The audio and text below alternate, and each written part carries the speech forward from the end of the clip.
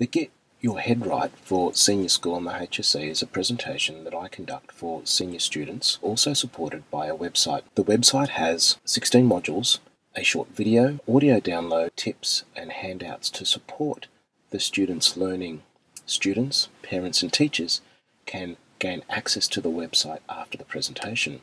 This session is based on the psychology of peak performance, developing resilience, emotional fitness and psychological strength. We talk about how in the senior years there will be inevitably setbacks and disappointments. Develop emotional fitness and psychological strength to be able to manage our own mental and emotional state so that we can take action. It's a metaphor for the saying that success leaves clues. And when we look at a tree, we can quite clearly see what's above the ground.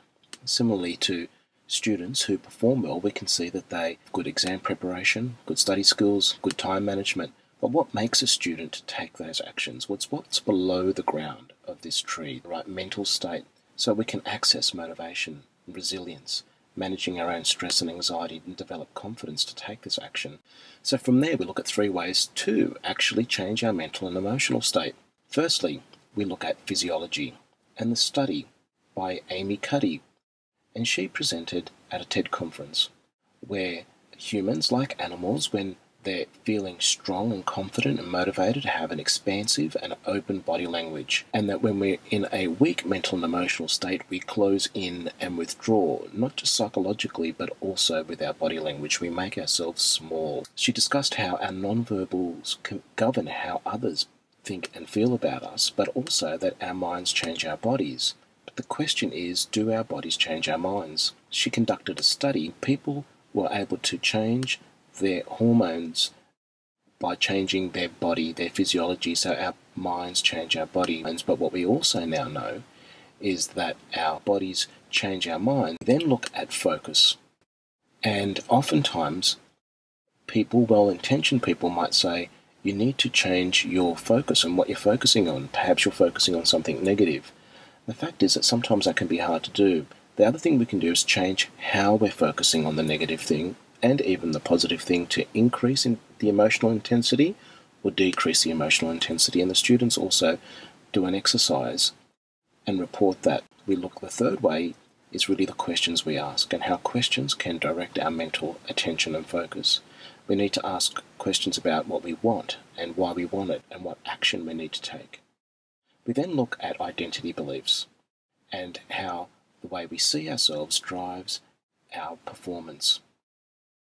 How our thoughts and self-talk are driven by these identity beliefs, and then how our thoughts and self-talk create our emotion and emotional state, and how our emotional state drives our behaviour.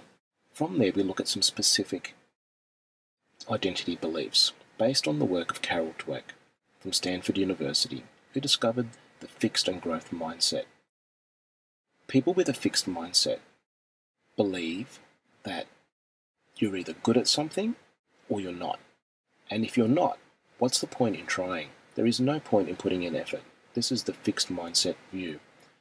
On the other hand, people who have a growth mindset have very strong beliefs that if they get the right help and the right information with the right feedback, that means that they can practice correctly and that they can improve. And with the right effort and with the right information, they can improve their abilities. Then look at defining senior school success based on a growth mindset. And we ask the students to list 3 things that their friends, parents and teachers would notice if they were achieving that success. This is what we call behavioural markers.